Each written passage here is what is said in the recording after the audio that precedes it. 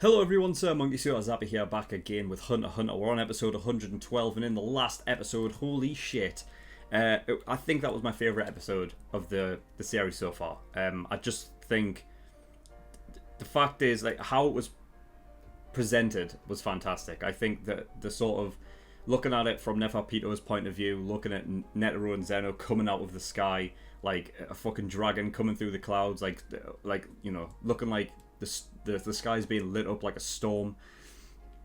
Such a badass entrance, you know, for those two, and not even expecting Zeno to turn up, but you know he's there, and yeah, they were just so shocked, like not, you know, Netero's one fucking attack sending Neferpito flying. You know, she's in such shock. It's going to be interesting to see how she handles it, like what she does now.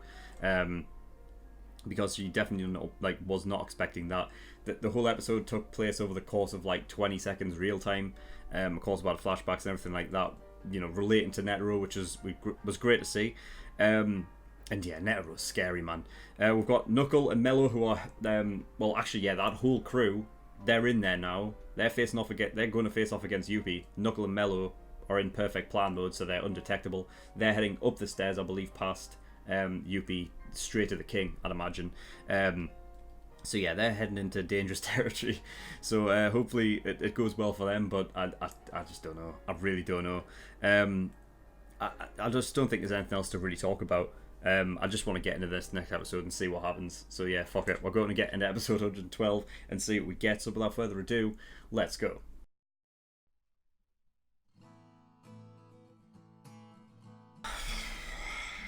Jesus.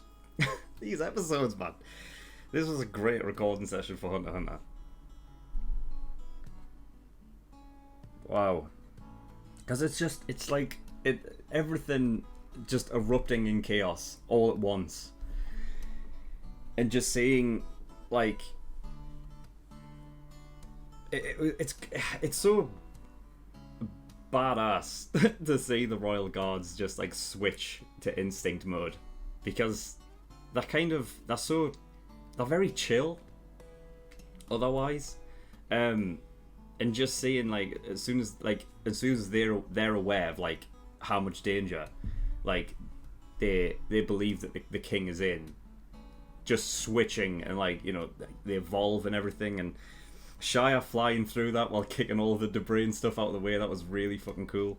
You know, Neferpito, like, you know, like basically increasing her body mass and evolving it to that level so that she would hit the floor, like, you know, she would drop to the floor much quicker, but then also hitting the floor using, like, you know, the bigger sort of muscle mass that she'd gained in her legs to, you know, to push herself off and literally just fly towards the palace is, ugh, so good. Oh man, wow. I think honestly the best part about this episode is that in the midst of all of the chaos, like, none of them questioned really anything when everything was going down. Like it was just like their ability to change the plan like straight on the fly was just really cool to see, especially with the gun situation, because obviously just like the likes of Yuppie and whatnot you know, he couldn't detect Knuckle and Mello going up there, but also the same applies to the others. Like, they know that they are undetectable, but they know roughly where they are and where they're going, or where they should be. You know, so that like sort of moment where they all stop, they're completely unaware that the dragon dive or whatever attacks comes through. Killua obviously knows what it is because it's his grandfather's, which is great. You know, just a little thing of like, because obviously he's part of the family, he would know what it is. It's really cool, but it also confirms that they didn't know that this attack was going to happen at the same time, I guess. So I guess they didn't know Netero was coming at this point either. But yeah, I mean, the whole idea of changing like plans on the fly, going, it's great because it's written so good. Because originally you would think, like initially you would think that Gon is doing it because he's not seeing clearly, and all he's seeing is these like horrible fucking things and what they have done to Kite, and that's like your initial thought of that's why he's going up and attacking, even though that's not him. Like he shouldn't be attacking him, and he's just not seeing things clearly, because that's what up until this point you're kind of like led to believe, because he's done it like so many times, you know, and he doesn't see things like they should be, and he'll normally go against like the initial plan, you know, because he just can't help himself. But it's when, you know, obviously it changes and you see like Killua's like, oh, of course, like why didn't I notice? The idea that because of they weren't expecting the dragon dive thing, that if Knuckle and Mello were to be hit by it, then that means that the plan has to change, and there is no time to fucking, you know, to wait for that to happen. Like we need to get shit done now. So the fact that they were running, and if the fact that Knuckle and Mello did actually perish in there, and I also like the fact that they said that if they died whilst in there, that the Nen would remain, meaning that they would be there forever, you know, like, and no one would know. But when they did come out, eventually hit them, there was no like changing like in anything. Like we didn't go to like Gon and Killua and says, right, well, I guess we'll go back to the original plan. It wasn't even stated. It was just like, no, they run by, you know.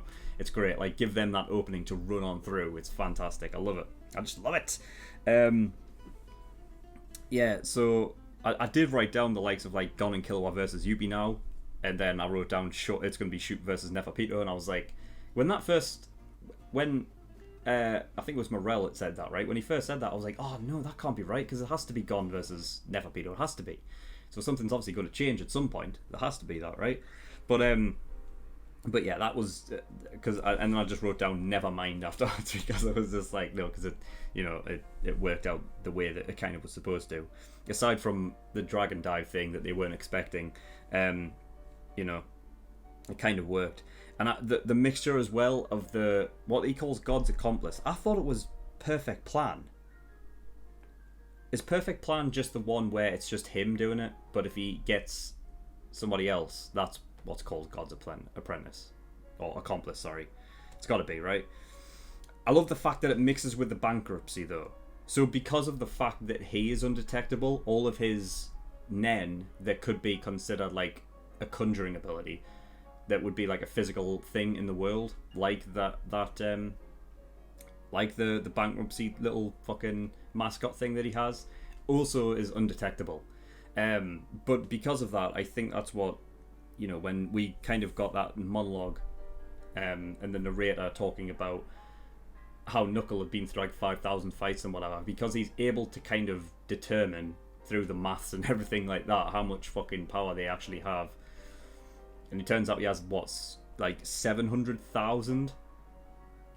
I'm sure Gon only had like 30,000 when he fought Knuckle. So, that's like... Oh, God. Fucking power levels! So, yeah.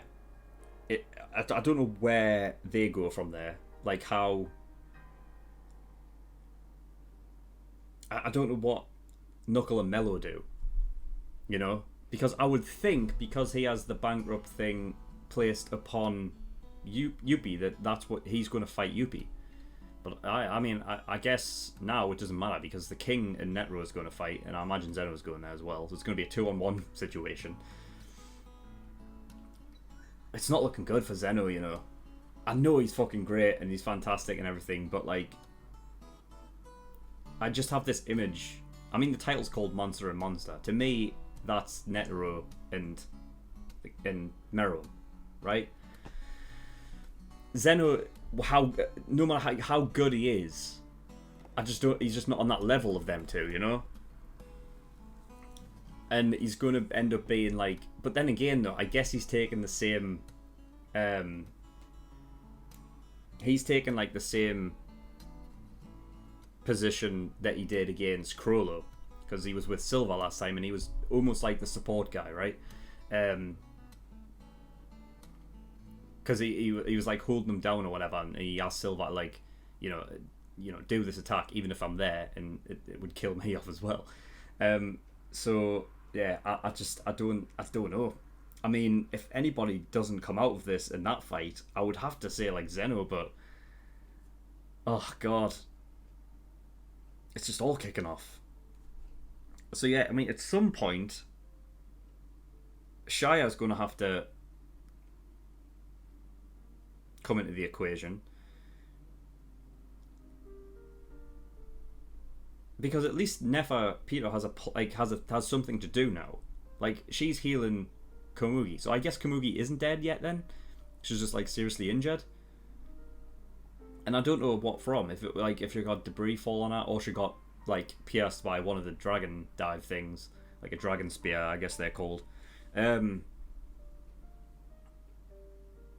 I thought that was another great, it's like sort of piece of like, but a great visual as well was Neferpito when she was dropping and she was using N, and like seeing like the sort of like the different like signatures through the walls and stuff, seeing where Shia was and then seeing where Thingy was, because they were in the king and Komugi were almost like in the same sort of position and place they were when she was attacked by the crow. I thought that was just what it was, and it was like, and I was thinking, shit, like they are still there. That's taking place like within like the same amount of time.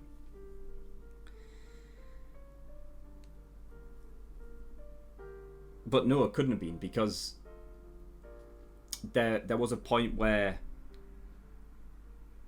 the king told Neferpito to stop using N like around me, right? And that happened afterwards. So yeah, I guess not. I just completely forgot about it, because I'm just like in like sheer shock of like just what's going on right now. This is the most chaos there's ever been in this show, and it's just happening all at once. And I just love the fact that it's just going from like like character to character, and it's just shifting around all in this one event. It's great. The only one we haven't really gone to was the Calgo, and you don't really need to at this point, because like it's not really the focus right now. I hope Palmer's okay, and I hope he finds her, but damn, just crazy. I mean, even me talking about it now, like I'm all over the place. Like I'm saying like multiple things at once, and like I'm going off like the original, like what I was talking about at first, and going into something else, because everything just melds into the other thing.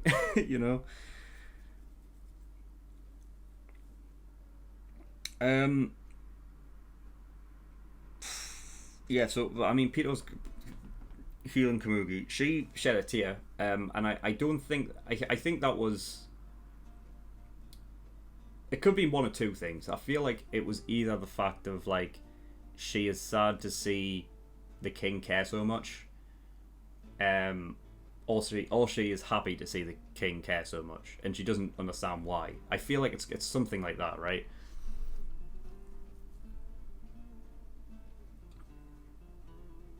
It's hard to determine with Neferpito, because at least with Shia and Yuppie, like they both agreed on the whole thing of they don't like where this is going with Komugi and everything like that, and him starting to care, and they were shedding tears over that. So I guess like Chimera and instinct wise, it makes more sense for Nefer to be like not like sad at the fact that he's caring so much about this when he shouldn't, about Komugi and stuff. But I don't know, because I feel like Nefer is like the odd one out of the three. So yeah. I mean, speaking of odd one out, technically Yuppie is as well, because they said that he was actually only created by magical beasts and he doesn't have any human in him, which is yeah. I mean, that's interesting. And therefore he has like just this innate sort of just monstrous strength, which I mean that was. You could figure that out from his character design. I mean, when he came out, if you didn't really, because didn't he come out after Kite? After Neferpito had killed Kite, I think he did, right? So if it hadn't been shown that point that Neferpito had killed off Kite, that you would think like, oh shit, like the last one to be born, this one's clearly the strongest. But just based upon like his character design. He's just built like a brick shithouse. Really, he's kind of like got like the most blandest design out of the lot of them. But it makes sense. But he calls himself like he's like the shield of the of the three. And I guess Neferpito would be like, like the attacker, like the one to attack. And then Shire's just like the sort of like in between, I guess, like the support dude of the three. But I would think so, and I think it's interesting that they do have their own sort of like, like role as royal guards, and it's not just like the chaos. I mean, here's the thing, like it's speaking of like when Shire was like flying through and kicking the debris out of the way and stuff, and I was like, that's badass, because we don't really. I mean, when you look at him, you don't see how he could be really a good fighter, Whereas at least with like Yuppie and Neferpito, yeah, you can see it. Whereas Shire doesn't seem like, you'll be like, well, how does he fight? He obviously has like that like sort of like spreading that fucking like powder stuff or whatever the hell it was that he was doing like an episode or two ago. It would have been like 2 episodes ago, or even 3. Like that sort of like hypnosis ability, like shit that he's doing. Like that's why I think that he's like more like the support guy, the support type royal guard. But yeah, like it definitely didn't go like the way I thought it was, because I was thinking immediately Komugi's dead, and we didn't say it was off screen, and that was a bit shitty, I suppose. But it seems like she's all right. But at that point, I was like, I know which way this is going. And clearly I didn't. I was thinking he was going to go mental, because I was like, I've said this in like the past like 5 episodes or whatever. Like, now the fact that the king now cares for Komugi, now she's going to become a tool where she dies or she gets injured, and therefore he goes crazy. He's got nothing else to care about, and because of that he becomes like stronger, right? Because now he's uncontrollable. That's how I thought it was going to go, but it just went so much different. And I've said this countless of times before throughout this show, that this show doesn't do things the way that you would expect them. It's not like really cliche a lot of the time. So yeah, I mean, they went inside. It was a whole thing of respect, because it's not something they were expecting to see him care for a human, let alone a fucking a little girl. And it was nice, but I mean, it's just the like agreements of like, we'll go fight elsewhere, which I mean, that just reminds us. As soon as he said that, I was like, it's like Goku and Vegeta. You know what I mean? We'll just go fight elsewhere. And he was like, that's a benefit to you as well. Or he says he would think that was a benefit to you as well. But then, the narrator was like, I like the use of the narrator on these last 2 episodes, but I like how he was saying that Netero had lost his it wasn't his advantage, it was oh fuck, what was it? No, I don't know. It was, I'm trying to find it. Nah, I don't think I'm gonna find it. Lost his initiative. That was it. Yeah, because at that point you've got to assume that both Netero and Zeno were like just like in attack mode, and it's like nothing can like we're not stopping until this is done kind of thing. And because they had to like literally just sit there and take a break and like just watch this play out and not do anything because of out of like respecting everything, that sort of mentality that they were going in with was lost, and therefore the fight is not going to be the same. But we'll see. We shall see. But yeah, I like the use of the narrator in these last 2 episodes, because it's not just like start and then finish, and it's like, oh well, what's going to happen next, and it's throughout the whole thing. I like that I think it's purposely done, because I don't think you want to over saturate the episodes with character monologues, because they're not talking to each other like through word of mouth a lot. So you don't want them just always speaking in their head all the time. I just like the fact that the characters in this moment are so focused on the goal that they're not thinking about, they're only thinking about the plan, and they're not talking in their own head a lot. So the use of the narrator is really cool, and I really like it. And yeah, the king was able to just walk straight past them just because of the aura, and that even affected Netero. So, I mean, if anything can tell you how like just evil and how much it can affect you, if it can affect Netero, it can affect anybody. So yeah. Yeah, I mean, other than that, we got Shoot, who was in Awe of Gon. You know, and it even the narrator was like, oh, but it wasn't what you would think it would be. You know, like he's like stood there like in sort of in like cowardice of Yuppie when he was like in his sort of like evolved state. But it was more just the fact that he can't believe that a little kid, you know, is this amazing. You can't believe it. So yeah, it's just really nice to see. I love it. I've really enjoyed these last two episodes. They're so fucking fantastic. I did say that the last episode was probably my favorite. And it's, oh god, it's tough because I want to say this one as well, but like, oh, I don't know. Just the entrance of them in episode. I think I would give 111 the edge. Oh, screw it. You know what? I'm gonna act like episode 111 and 112 are just one episode and just say that's the best episode because they just go hand in hand. Like episode 111, I feel like was mostly from the perspective of the like Neferpito, and it was the enemy side, and then this one was more of our side. You know, so it just, I feel like two sides of the same coin, these two episodes, and they kind of go hand in hand. So yeah, I just really enjoyed these, and it was fantastic to watch. Because those of you that don't know, I react to two episodes in like one session kind of thing. So to have these two like together, I think just worked. It was like matrimony. It was great.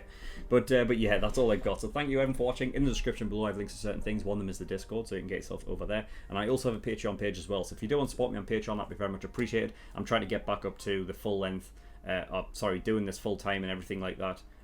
You know, so if you can go help me out, that'll be very much appreciated. There is a bunch of different tiers and rewards depending on how much you want to support me with. So there's the early access tier for $5 a month. That gives you access to shows a week early, and you get 4 episodes of Hunter x Hunter every week. That's 2 on Monday and 2 on Friday, as opposed to the general public who only get access to 2 episodes a week. So by the time this episode comes out on YouTube for the general public, you will be able to become an early access tier patron and have access to the rest of the reactions to the show. I'll be finished the show at this point, so if you can binge watch the rest of the show from now until the end, it's only going to like cost you $5 for the month if you can get through it within a month, that is. There's also a full length tier there for $10 a month. That doesn't matter for this show because it's full length anyway, but for other shows you will need that. And then there are other tiers where you can have me react to a certain show. So if you want me to react to a show, then go have a look at those tiers and see what they offer. But that's all I've got, so thank you for watching. I'll see you all next time. Bye bye.